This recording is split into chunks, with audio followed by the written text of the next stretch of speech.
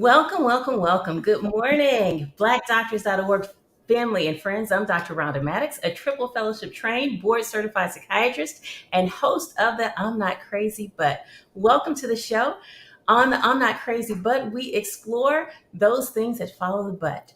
That includes topics like mental health, emotional wellness, and today we are talking about something that unfortunately too many of us are familiar with, and that is grief.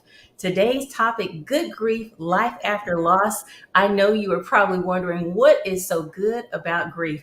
And to be perfectly honest with you, most days I couldn't think of a single thing. But I have an all star cast of characters today who will talk to us and share with us about what grief is, how they processed it, and how they bounce back to pivot from pain to purpose and to help others prevent or at least get through the tragedy of loss in a not so dramatic fashion. Now, I'm going to introduce to you the people who are on this platform, but as I do, I want you to do what you always do and rep your city. Let us know where you're tuning in from. Let us know and go ahead and share with others because there are some people that you know need this episode. I'll begin with the Miss Kamara Seals, who is the policy director of a nonprofit, the Arkansas Public Policy Panel, which addresses social and economic justice issues. She came to know grief in a very powerful way after the death of her son in 2018. She created the DeAndre Seals Suicide Prevention Outreach Project, which addresses mental health, wellness, and suicide prevention. Next, we have the Dr. Portia Lockett, who is a keynote speaker who chooses to bring her guests to grief recovery and emotional wellness and leave the audience better than they came. Dr. Lockett works to share her experiences from trials to triumphs that she faced after she had a terrible loss. And then finally, we have the amazing Joyce Rayner and the executive director of Center for Healing Hearts and Spirits. After the untimely loss of her son to homicide, she pivoted from a corporate position to the position that she's in now and helps victims of violence get through and support them and their families. So, ladies, thank you so much for joining me. How are you doing today? We're doing great. I am doing just great. Excellent. Thank Yes. you for including Yes. me as usual. Absolutely. Glad to be Absolutely. here. Thank you. Wonderful. Now, I always like to get us on the same page and let people know what we're talking about and have the topic defined. And so before we jump in and get started, though, I wanted each of you to just share maybe under 2 minutes or so how you came to be involved in talking to others and helping others prevent grief, or excuse me, not prevent grief, but get through their journey of grief. I guess I'll So, start. I'll start off by. I love it when everybody wants to talk. So I'll start Okay. with the person who started first, Miss Rayner, and then we'll follow up with you, Miss Dr. Lockett. Okay, great. I will start probably because my journey also started 23 years ago. And many individuals know my story, but my oldest son, Charles Rayner Jr., was a victim of a homicide on January the 5th, 2001. And at that time, I was working in corporate America, working for the Little Rock Regional Chamber of Commerce and Business Development. But as most you all know who have gone through this situation or similar situations, life as we know it changes when we lose a loved one to a horrific or to a trauma, and especially when it's a child. So my journey started then, and 23 years later, I'm still in the fight, but also knowing how others are experiencing similar losses, whether it's homicide, suicide, and just loss from a chronic illness. We've been working in that field since then. Created 23 years ago a nonprofit, and today a nonprofit that started it with volunteers is now 12 employees strong. We serve 25 counties in the state, and give you more insight on that in a little while. But this journey yet goes on. Thank you. Right. Dr. Lockett. Yes, and as for me, my journey supporting individuals through their grief journey started about 20 years ago, as I was called into the ministry as a chaplain, which led me into the healthcare arena as a hospital chaplain, and just being there to support individuals from the womb to the tomb and everything in between, in the community and inside of the hospital as well. And I've been able to successfully do that for a number of years. And then, of course, in 2020, my son was also, he was in a position where he received his wings as well through gun violence. And so that took what God had called me to do to a whole different level. And I began to help others heal, offer them hope, and hold their hearts through the Azel B'nai Lockett Foundation, where we're here located in the Detroit area. And we're just trusting God that He is utilizing me every single day to be able to help someone else through their grief journey.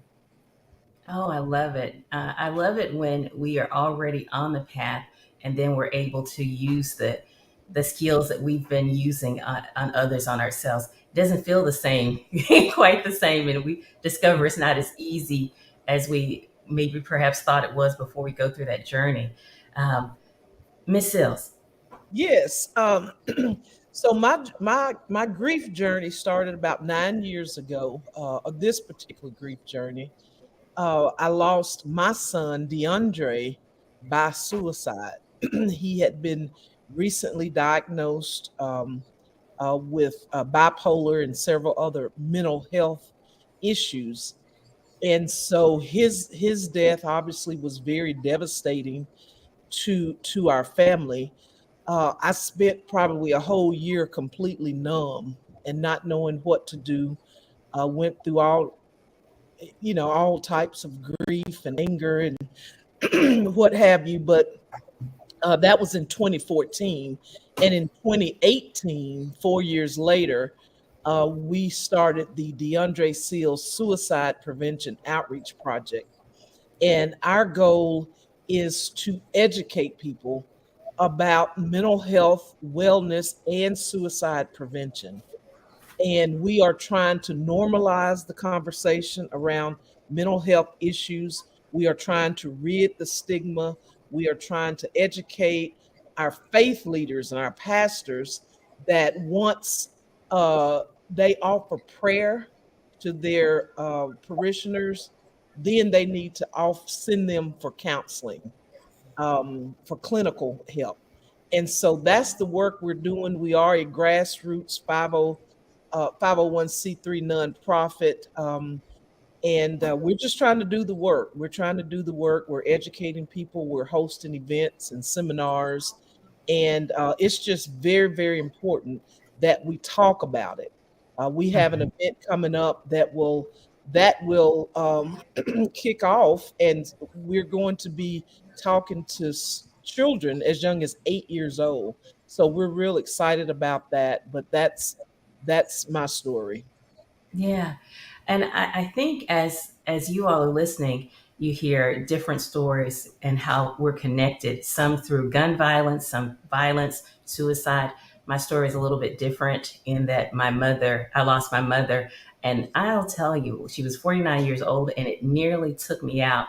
One of the things that we know is you will die and we have a 100% chance of dying. And yet when it happens, it nearly takes us out many times. And you have the choice to make that you can move forward or that you can, end it all. And I was reminded while I was going through this journey of something that my mom would always tell me when I said something annoying and know it allish. And she would say, keep on living. And after her death, I had to keep reminding myself, I pivoted and used it in a different way, but to keep on living. One thing that I will say is after the loss, every day you wake up hoping that it was just a bad dream, that it was a nightmare, and that it is going to be over and you can return to life as usual. But life never quite gets back to usual. And let's talk about some of the stages of grief, or let's identify what the stages of grief are before we go on into some of the stages that many of us got stuck in. For instance, I got stuck in anger, but there are other stages of grief. Dr. Lockett, tell us about the stages of grief and what grief is. Sure. So grief actually is the loss, the experience of losing something that's truly important to you, or a change of lifestyle that comes also along with that grief journey. And so it depends on who you're talking to. You know, some people say it's 5 stages, 7 stages, 12 stages.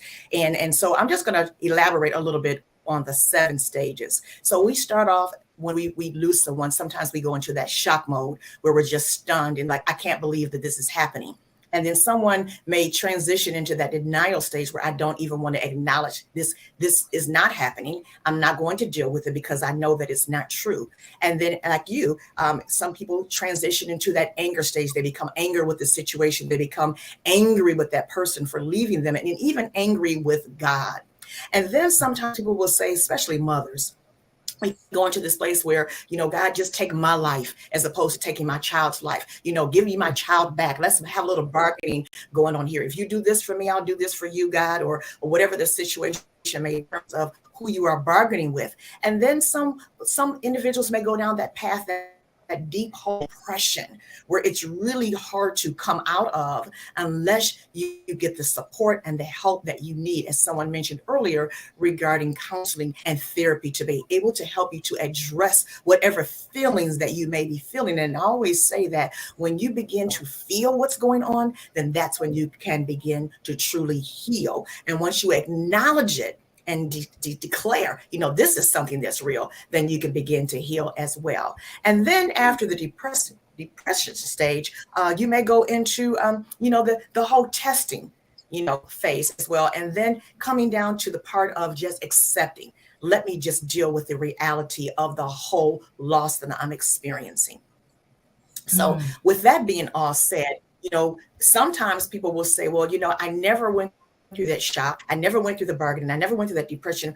Every situation is different because every relationship is different. You know, people will come up to you a lot of times and say, you know what, when my son passed, people came up to me and said, you know, I remember when my mother passed. I remember when my father passed. Well, you know, at that point, you just have to kind of push back a little bit, because losing a mother and losing a father is something that's expected. But when you lose a child, you think that child is going to bury you. And when you have to bury a child, it's so different than losing a mother, a father, a sibling, or a friend. And so there is no comparison, you know, when it comes to grief, because your grief story is going to be different than mine, because we're two individuals experiencing two different types of grief experiences, the way we communicate, the way we live, the way our lifestyles. So no two are exactly alike.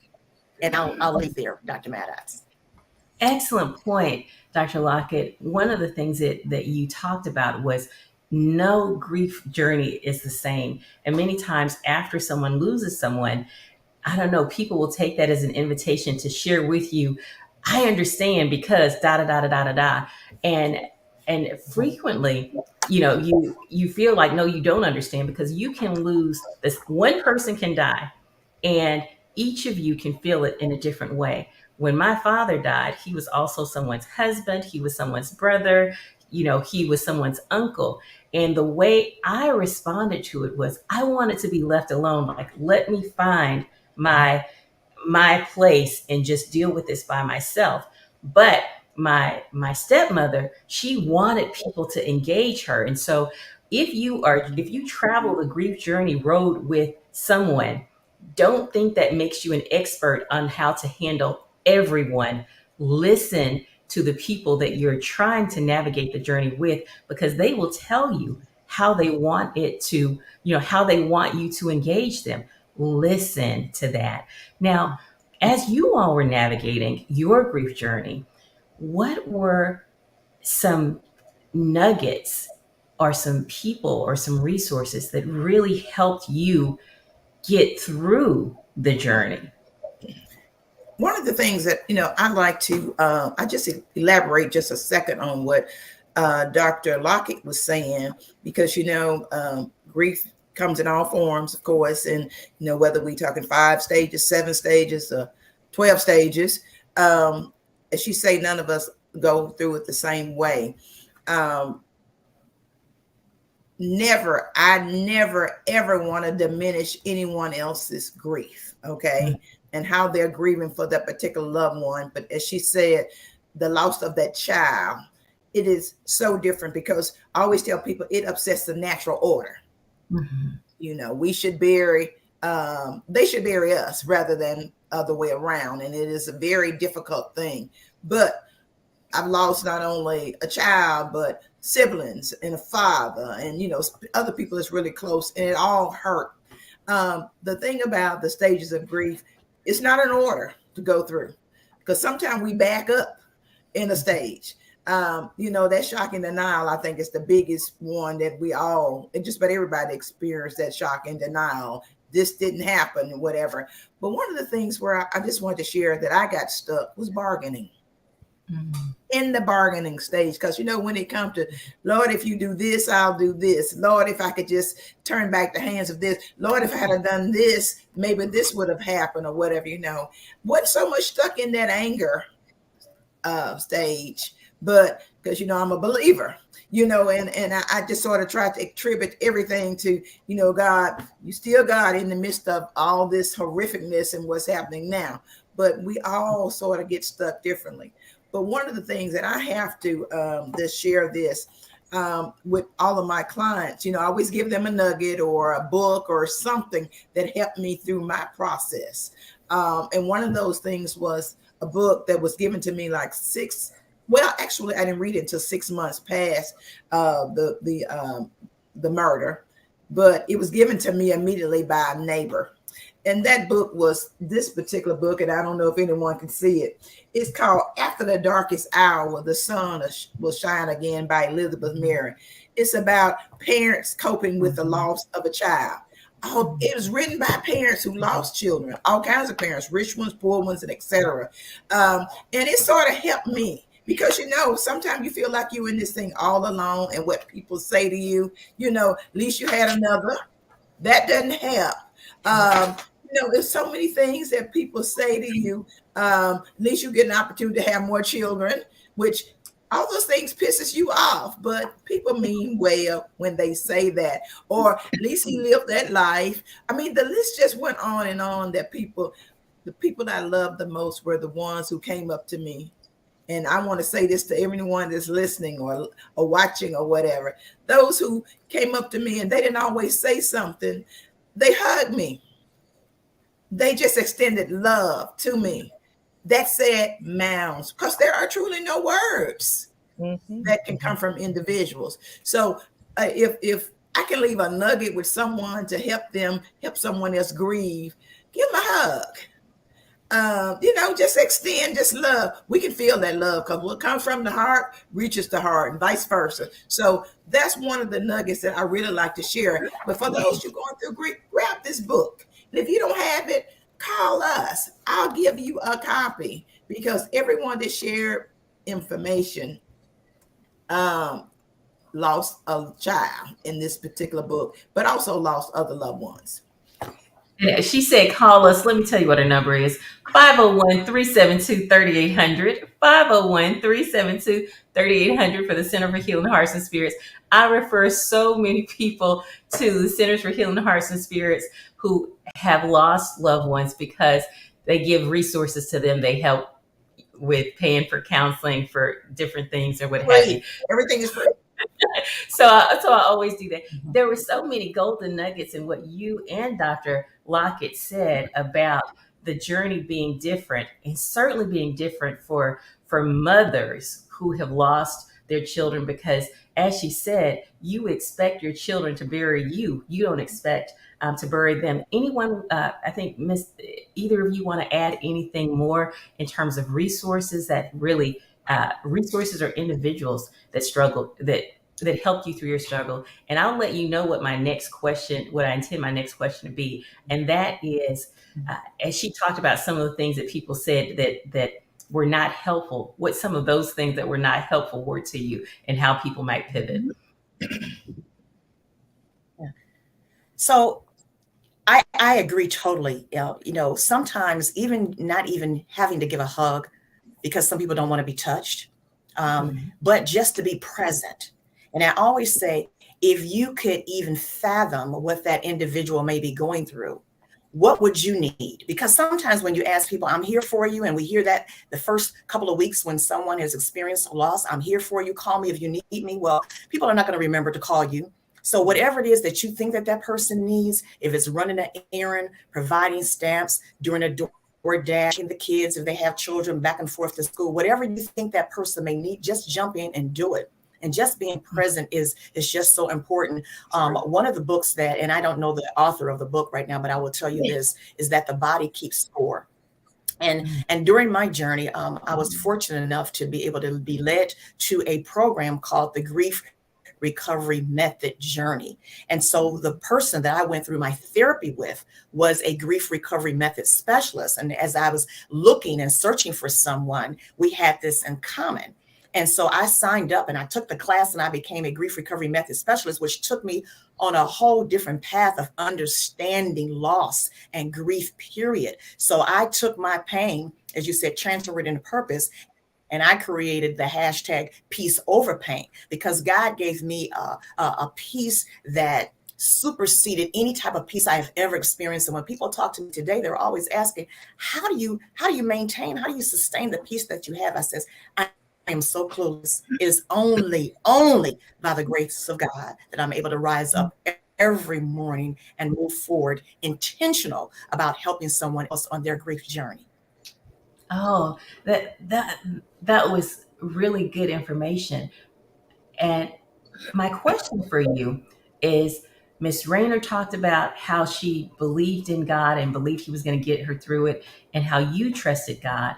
But what happens when you're angry at God? And while He may have been your fallback, right now you're angry at Him because there are some people who feel like they can't fall back on God because they're so mad at Him.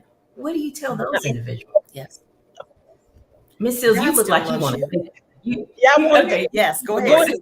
ahead. You asked Dr. Lockett that question, so she can answer from a professional viewpoint. So I'll chime in No, after this her. is just okay. So this is just keeping it real. And I just truly believe you can be mad, and I'll use this word, as hell at God. But guess what? It doesn't stop the love that He has for you.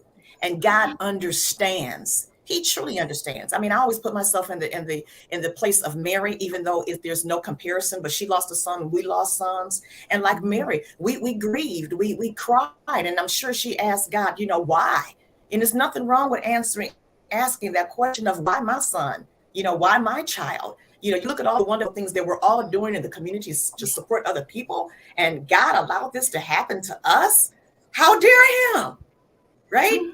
But at the end of the day, when it's all said and done, God still loves us, no matter Oh, Dr. how Lockett, deeply mad and how angry we are. Dr. Lockett, Go ahead, love.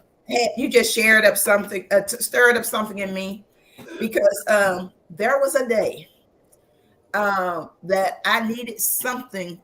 I needed a word, okay, that I couldn't even go to the word to get. Okay, you know how sometimes you open that Bible and you just can't. Most time you can just open that Bible and find that perfect word to suit that situation. I was truly in my feelings. I was grieving so hard, and I mean, I couldn't go anywhere, and I was crying everywhere I went. But I remember going into this Baptist bookstore, and I saw this writing on the wall, framed, and just like you say, when you talk to God, and then you have to remember what His Son went through. Okay. But there was something hanging on the wall that's called "I Have These Holes," and I share it with my clients. It's a writing, but the gist of it is very simple. You know how grief just envelops; it just takes over sometime, and at night it gets worse. But this writing is about all of that. You tried everything to help you with your grief, eating, company, people, just everything, but nothing seemed to help that grief, and it gets worse at night. Well, this saying goes on to talk about, you tried holding yourself, rocking yourself, and nothing seemed. But just like everything else in life, pain is worse at night, but oh, when the morning comes, weeping may endure for the night, but joy come in the morning. Morning is really talking about when your help comes, okay? Not daylight, not darkness or whatever, but really when the help comes. And what it said was when the morning came, that voice so tenderly said to me, I have these pains, I have these holes too. And it was arms and hands stretched out with scars in the hand, scars on the feet. And it was from the Father saying, I got these holes, and from Jesus saying, I have them, but I got them for you. Now, if it was from him and he did it for me, what the blank am I talking about? He did that for me. So he telling, I got these holes that's seeping too. And every day is happening. So I just had to share that.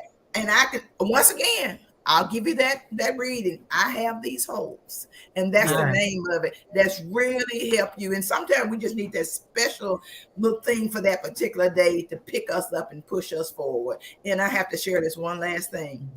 We don't get over our pain. We get on with it. That's right. And that's what you got to know. You don't get over it. You never forget. You never get over it, but you get on with it. And that's what we have to learn, those coping mechanisms, how we get on with it. Right. All right. Yeah. And a couple of things I wanted to share about the anger. I dealt with that for, I know, about 3 years. And it's only been 9 years that my son transitioned. But for about 3 years, I was angry with God. And I know he was still there. He loved me. He continued to keep me. But I was in anger for a bit. I got stuck. Joyce, I heard you say you got stuck in bargaining. I got stuck in anger. And it was very, very difficult for me to even process, because I was such a person of faith. And you talk about a faith walk, a faith journey. And then we did everything we could to get help for my son, not seeing that he was suicidal. We didn't know that. We knew he had mental health issues. He was diagnosed at the age of 19. He started seeing signs at 18. He was diagnosed at 19. And 6 months later, he died.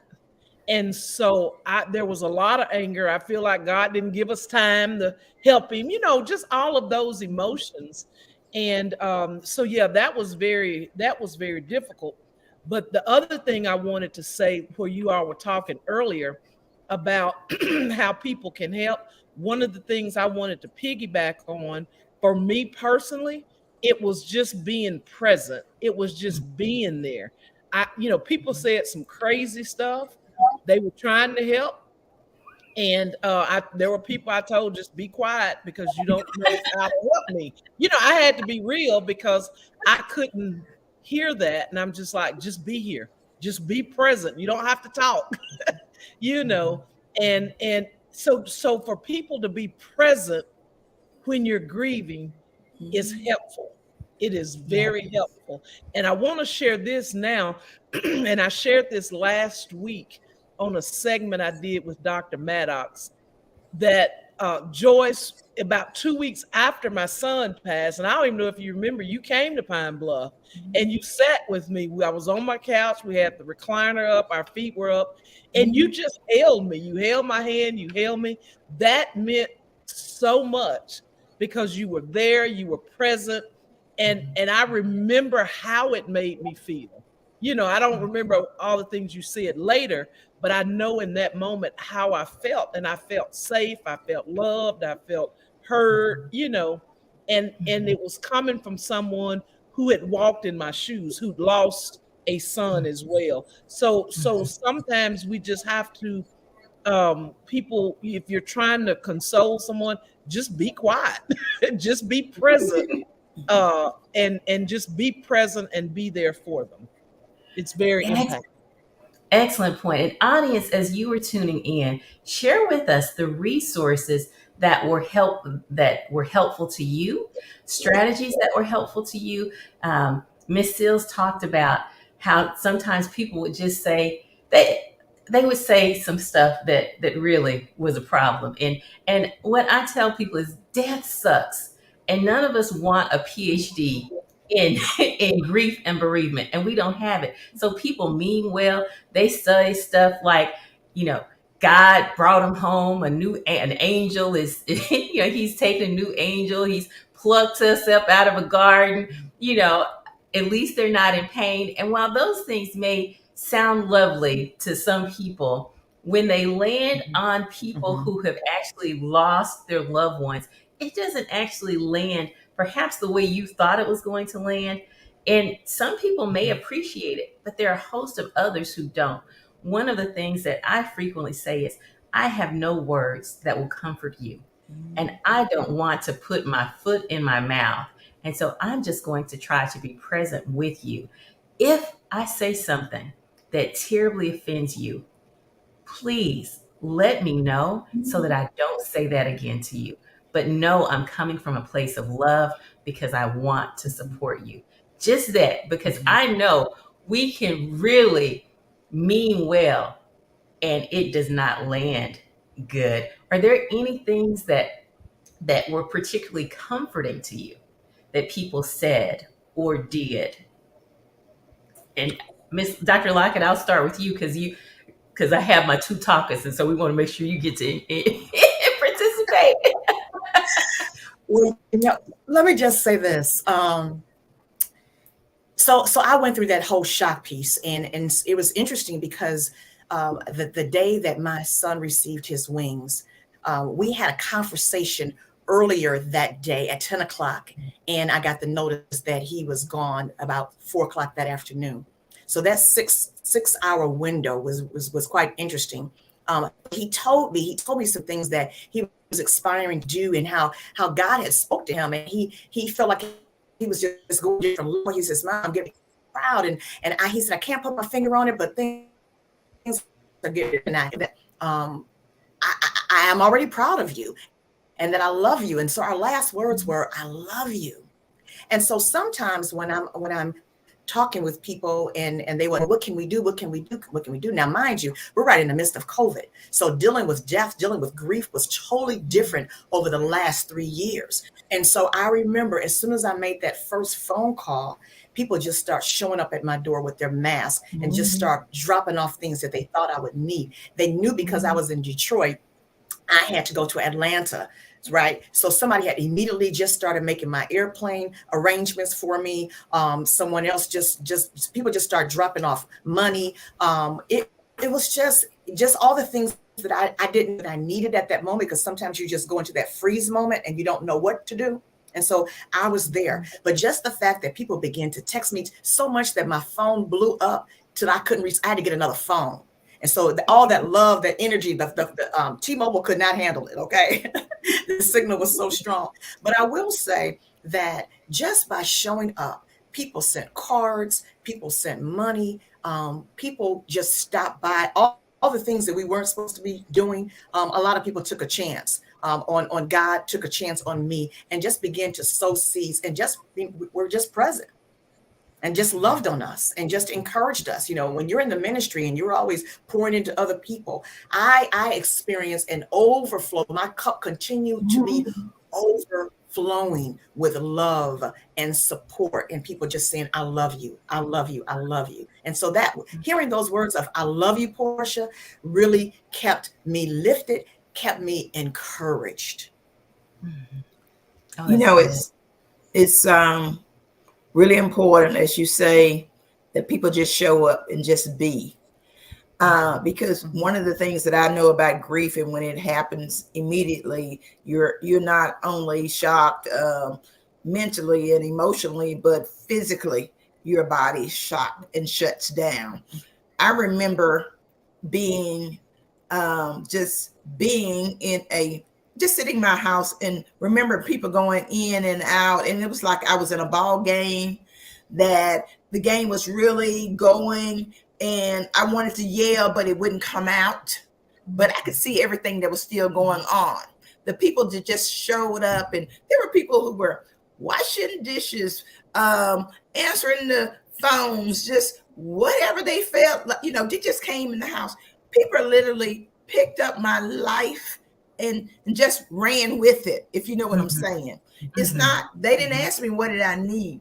Folks took care of everything. And one of the reasons, because people knew me. But it is real important that we, as people who have been through, who are going through, because we're still going through, okay, that we can share with others. Everyone doesn't get the same thing.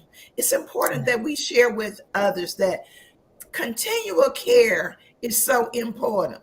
A mother who suffered a loss said this to me, and that really, I think it got on the altar of my heart, and God still started dealing with me about it. She said, Miss Rhonda, I am so sorry for your loss, but you got everything and I got nothing. And I couldn't even imagine at the time, because I had a son that had been murdered, who was out in Rest in Peace Cemetery and whatever. But she said, all the resources in the community avail themselves to you. We got nothing. After the funeral and the chicken was eaten, that was it. Nobody followed up. No one was there. It's been 23 years and I still have people who still support me and see about me and check on me and see how I'm doing. So I understood what that mother was saying at the time, because she felt abandoned after that, after the funeral. So continual care is so important. Those community resources are still important. Connecting those individuals to those resources that affect their hearts, mind, souls, and bodies, and not just it's over, it's done. Remember, we've got to share and carry this on for the rest of our lives, the whole time we're in this world. So remember that as we're helping people, their hurt and their pain yet goes on. So how do we help them on a daily, on a continual basis? And if we can take anything else from this, people still need us. We still need each other. Oh, that's good. After the funeral, after the ceremony, after everybody leaves, that's when the pain really turns up, And how did you navigate those comments afterwards? Because what happens, I stayed in the anger. You guys were in shock and some in denial, but I stayed in the anger phase, and it was easier for me to be angry at myself because I should have talked her into it, at her because she should have listened to me. I was in med school after all, at God because He should have healed her. And so, how did you all get past the anger or even the guilt, right? And I heard Dr. Lockett talk about her last comment, her last conversation with her son. My last moments with my mother were spent with me on the phone with someone else, and she went to sleep. And so I had all of this. I should have talked to her. And I know she knew I loved her because I said it all the time. But you replay those last conversations that you had with them and you feel guilty about it. So, how do you get past the guilt or the anger? And I'm asking of someone who felt guilty or felt angry. Yeah, I talked about the anger I felt with towards God, but I also felt guilt myself, and that was because I felt I should have known more, and that's because prior to this, about 4 years prior to my son's diagnosis, I received a mental health diagnosis. So I was dealing with mental health issues, and I just felt I should have been in a position to know a little bit more when I didn't. I had a diagnosis. I didn't realize, I'd still be going through mental health issues, but I just felt the guilt that I should have known more, and I should have been able to prevent him from taking his life. And I'm not sure how I would have done that, but even my last conversation with my son was that he was hearing these voices and he didn't know what to do about it. So I was trying to reach his doctors there in Texas because he had just gone to stay with his dad, and I felt so helpless because he was 19, he was an adult, so I couldn't just call the doctor and have a conversation. So I went through a lot of red tape, but I did. I went through that guilt, and it took some while for me to finally forgive myself. It took a while. It took a lot, because I put a lot of that on me, and I felt I should not have allowed him to go to Texas. I should have kept him in Pine Bluff. Just a lot of that. But Mhm. it just took time. That's the only thing I can say, because your question was, how do we get beyond it? For me, it just took time, and it took me uh, in therapy. I was already in counseling, and I had to go to counseling therapy and talk through it. I had to sit with the anger. I had to sit with the guilt. I had to feel it. I had to, I accepted it, and then I was able to work through it. But I had to have professional help, is how I got through it, and of course by the grace of God. But um, Yes. that was, that was just my story and how I got through it. Absolutely. And that grace of God in therapy is so key. One of the thoughts that I had is, the anger piece.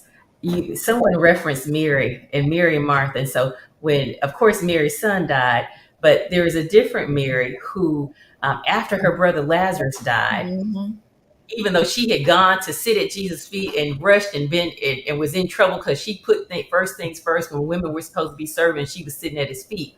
When her brother died, you see Martha running out to Jesus, and she said these words: "If you had been Had been here, there. Mhm. he wouldn't have died." And so while you can just gloss over that, that was an accusation. Yeah, that was If good. you had been here after all we have done for you, we hosted you. They didn't have any church's chickens back then. We put all this food together when you came to town. And when Yeah. we sent for you, you didn't come. And so if you had been here, he wouldn't have died. And I remember that was kind of my conversation. And it took me 5 years. And the way I got past that was I started to see almost like these flashes of times when my mom would say to me, "I'm tired." And so she was telling me she was tired, and I was like, "Oh no, we're gonna get through this. We're gonna fight." And then I saw her say, "I don't want to live to be 50." And so she got her heart's desire, but it wasn't my heart's desire. And as I navigated, and then I was able to see get past my pain and then start looking at the lessons that I learned. And that was it. But it came in counseling. While I was doing this by myself, I couldn't do it. And I didn't even see that I needed counseling. It took I think one of the deans of my school heard that I failed the test. And he said, "I heard you, he talked to my professor, heard I scored number one on this practice exam. And then I failed the exam. And so he said to me, 'I think you're depressed.'" And what I heard was not, and even though I was literally not brushing my teeth, not getting up, not going to class, not showering, seeing me take my life, I did not believe I was depressed. And so this man who picked up the phone, called, made me an appointment, and then drove me to the appointment. If he had not done that, I did not have the insight to know I was depressed. I didn't have the insight to know I was actually suicidal because life was just happening and I was just in slow motion and I didn't know it. So many times when people are in the thick of it, they don't even know it's depression that they're feeling, you know, they don't. And so, how was therapy therapeutic for you? Or if it wasn't therapy, what was therapeutic for you to help you get through that time? Well, I went through the guilt. I had spent the morning with my son before he was murdered. I had him all morning. We were riding around doing a couple things because you know how our children, they don't really consider our jobs important. Mom, I need you to come over here and do whatever. So I left the job and I praise God every day for that. When I dropped him off at around 1:30, 2 o'clock, and it was like 10 days past Christmas. And he was happy the fact that I had this ugly purse that he and his brother had brought me for Christmas, and showing him that I did like it, because I carried around. It was the ugliest thing I ever seen, but I did have it in my car. So he felt good about that. But I dropped him off and I went back to work and then to another event. I had guilt feelings. I said, only if I had kept him with me all day. That was one of the things that came up. Only if I had seen some of the warning signs, or no, only if I saw them. Only if I had, really believed some of the warning signs or some of the things that he may have said to me. Because one time I was in an accident and he said, Mama, if something ever happened to you, I wouldn't live. He said, I couldn't live if something ever happened to Mama if you died. I said, oh, you live because you just missed me, but you live. But it was like, all these little things, these little warning things out here, these little signs out here that I missed. Okay. So I feel guilty about missing them. But what helped me, of course, was therapy, because I tried to throw myself into work, throw myself into other events, planning and things to sort of keep my mind really off of things. But what helped me was therapy. And then also going to Ecclesiastics. To everything, there is a season. And I had to know, and I had to believe that there was a season. My son's season was 23 years. It was not 3 years. It was not 53 years. It was 23 years. And nothing that I could do was to change it. But I had to live through that season of feeling guilty about what occurred. And as a mother, it's like I took my eye off of him. I supposed to been protecting my child. As mothers, we think about him as 2 years old or whatever. So I felt like I took my eye off of him. I was not in that protective mode when something happened to him. So I guess that was my season of guilt. But, I had to move on from it. And the last thing, we keep talking about how people feel about, telling people about the Lord and, it's the Lord's will or whatever. One thing I want all of our listeners to remember, everybody's not a believer. So it means nothing to them when you throw those words at them, because they're like, I'm selfish. I want my baby here with me. I want my husband here with me. So don't be telling me he's better off with God's. He's in God's care. Everybody's not a believer. And I'm shut up after that one because I can talk. Great points. Great points. Right. Anyone would add anything?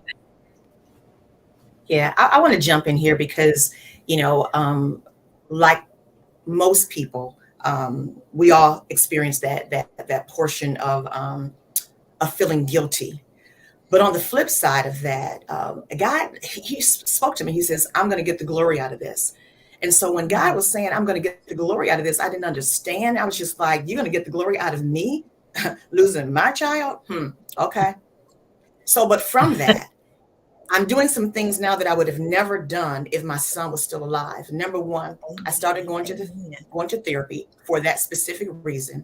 I became a grief recovery method specialist. I wasn't in that space prior to him receiving his wings. After that, I started teaching the course. I kind of transitioned my view of how I was even counseling other individuals. That whole piece changed in itself. And then I took a look at what people were saying and through my studies and through my reading, what people kind of needed after that 2-week, that month period. And so I created a 52 deck cards. It's called the healing cards. And on every card, there's something different and unique that you can do to get through your grieving journey. They're not therapy cards. They're just healing cards. And one of the cards simply says, it's time to reconnect. This is a good week to reconnect, because when people are depressed and they kind of separate themselves and they don't want to be bothered with anyone else, here's a card deck. The first one says reconnect. So when you reconnect, just try returning 5 phone calls, returning 5 text messages, returning 5 emails. Another card may say, let's do something that's centered around your finances. So this is a good week to call your creditors, a good week to get in contact with your attorneys who handle all of your legal matters, if you have one. It's another time to check the safe deposit box if you have one, going to the bank and handle any banking things. So it's like little steps that you can do. Another one may simply be just taking out a piece of paper and writing a dear letter to whoever that person is, and however you feel, I miss you. I remember us spending quality time together doing this, or simply, I'm mad at you. I never had a chance to tell you how mad I was at you, and then you had a nerve to die on me before I got a chance to say how mad I am at you. And so there's something different on each card. And then something to bring a little joy is like, on this particular day, we're going to print out the karaoke box, and we're only going to play the music that loved one really enjoyed, and we're going to celebrate. We're going to bring out some chips and some dips, and we're just going to have a celebration party honoring that person, because that's how really they live their life, with full of joy, being vibrant. And so on that card deck is something totally different. We also started the Benet Lockett Foundation to help you heal, offer you hope, and hold your heart. And so I wasn't in that. I never imagined starting a foundation to honor anyone. So now I'm in this space where we're able to, similar to Joyce and to Camara, is to be able to start a foundation to help others go down that path, because there's so many people that are just clueless. They've never lost anyone before, or they've experienced loss over and over and over, and they're just like had it with this whole loss thing. We even just started here in this area, permission series. And the first one was on April the 1st. It was called Permission to Grieve, because sometimes people want to put you in a box or put a time limit on it, or just say, oh, you've grieved enough. It's 15 years. You should have been over that grief. And they come up with all these things. You're still young. You can marry again. You can have other children, or you can find whatever that situation is. People are really not intentional, but intentional about giving you advice about what you need to do. The second one we're going to be doing is Permission to Heal. So now that you have permission to grieve, how do we start the healing process? What does that look like? Does it do with therapy? Is it music? Is it yoga? Is it getting advice? Whatever individuals may need, we're going to provide it for them at this particular conference. And so again, if he had not transitioned, if he had not received his wings, those are just like a little appetizer of things that God has me doing. And yes, he is getting the glory in all of it. He is getting the glory. You found your purpose in pain. Yeah, you found your purpose in pain. And that's I never thought about doing this work. This is nothing I ever thought about. I didn't want to do this, but I know God touched me. And I finally felt the touch. It was a while because I was cold, but that's part of it. I found my purpose through my pain. And so I do the work in memory of my son. Absolutely. I know most of my friends thought I was crazy when I decided to do this too, and I said, I'm not crazy. I'm not crazy. God is leading me to this. Look, when I tried to get the place rezoned, everyone was saying, are you sure you got to do this? My ex-employer said, you sure you want to do this? And so I know most of the people that I was around and professional people thought I was crazy. They all looked at me and I had to check myself, had to do a self-check too. Am I crazy? But that's where mental health counseling and therapy came in to let me know I was sane enough to need some help, just sane enough. Absolutely. So rejoice, I'm not crazy, but listeners, you have heard these ladies share their hearts, their pains. In just a few minutes, we're going to have information on where to get Dr. Portia's information about those cards and Permission to Heal and what have you, so that they can find you. In our last few minutes, let's give our audience at least 2 or 3 actionable steps that they can receive to walk this journey of grief. Just 2 or 3. And it can be either 2 or 3 tips or just some topics, some things that they can say or do to help other people who are going through this journey. Some people may not be going through the journey or may not have done it yet, but they're trying to support someone. What are 2 or 3 strategies that you? I'll start. My thing to someone who's going through grief or on this journey is to be kind to yourself. Just be kind to yourself. It's okay to grieve and grieve however you choose, but just be kind to yourself and give yourself permission to feel the emotions. Whatever emotions you're going through, it's okay to feel those emotions. Be kind to yourself. Good, good, good, good. It's okay to feel those emotions because many times we will try not to feel by Mhm. drinking, by drugging, by Absolutely. spending, or what That's right. have you. But it is okay to feel the emotions. Don't run from them. Then be kind to yourself. Miss Rayner. Um, Make sure you give others an opportunity to grieve with you, because sometimes we do not, we just shut them down, and a lot of times they say certain things to us because they don't know what to say, but we need to help them help us. But also identify those resources in your community, whatever state you're in, if they're victim services entities in your state or whatever, and we can help you connect to any of those. But find those resources and go get some assistance.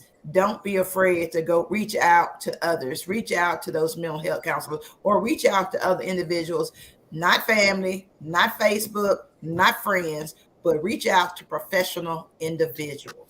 Mhm. Yes. And Mhm. Dr. Portia.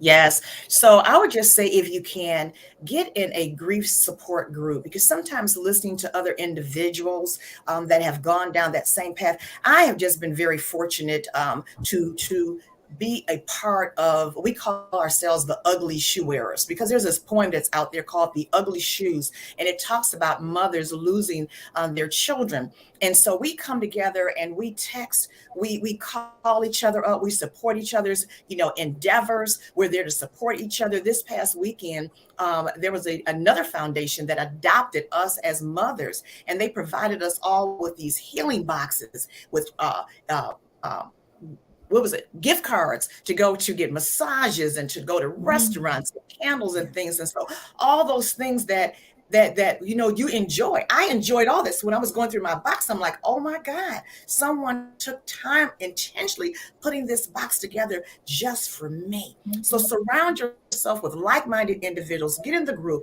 get into therapy. If you're into the word, study that word. Just I get up in the morning and I just do whatever. I dance through my grief. I sing through my grief. I write poetry. God gave me this poem called Be Still, Be Quiet. Be still and be quiet. Be still. I said, be quiet, not just your mind, but your body. Be still and know that I am God, because I'm making a transaction. I made a withdrawal, but I'm giving you a deposit. Be still and wait. And my granddaughter was born 8 months later after my son transitioned. So just Oh, just space to be open to receive whatever God has. And so I got a little bit of him. And then to discover, I started meeting other grandmothers that had the same situation. Yes, And we ma'am. all have grandchildren. And so we're just like rejoicing and celebrating, like we Yes. got a piece of Yes, my yes, babies. And ma'am. so that's what I just thank God about, because she is my world. She is my joy. Yes, I'm her ma'am. mama love. Okay. I am yes.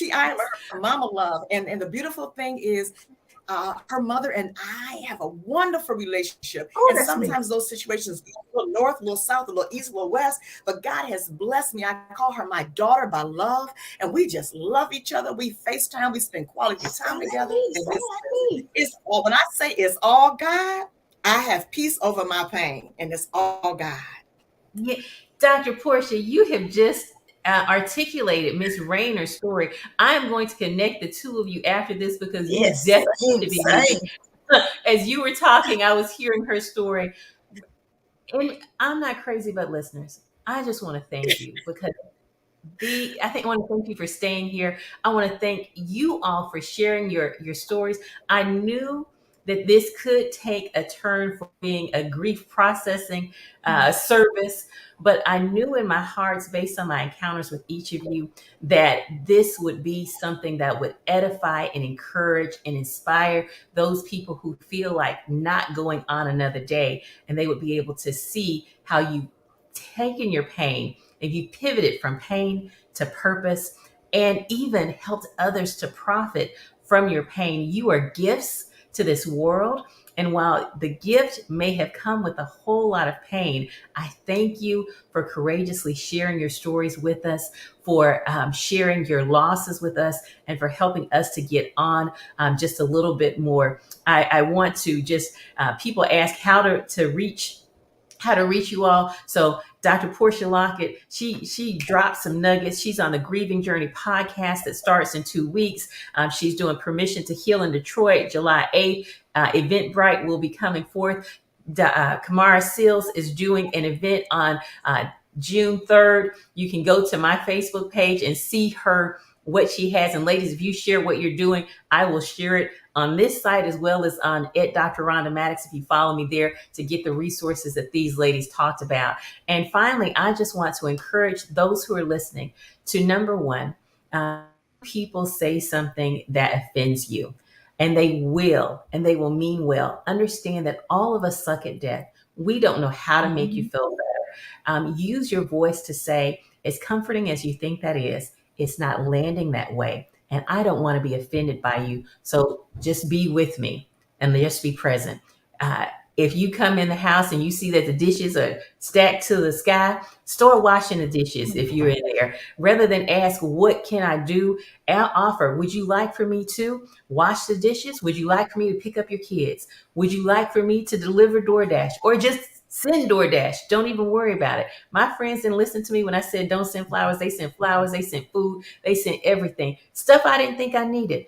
But how amazing was it for me to realize that they saw me and I felt love? So what I'm going to say to you as well, what comforts one person may offend another. Let them know, I want to support you. I want to be here for you.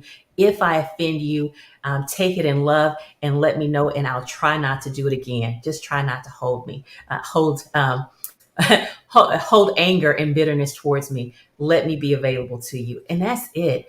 Thank you, thank you, thank you, listeners. Tune in next week as we will be talking about, during Men's Health Month, mental health for men. So tune in, same time, same place next week from 11 to 12 Central Standard Time, from 12 to 1 Eastern Time, so that we can hear the fellas talk about mental health. Now, we don't hear this often. So get your sons, your nephews, or what have you on so they can listen to it, or don't worry about it. Just share it on your timeline and they will get the gist.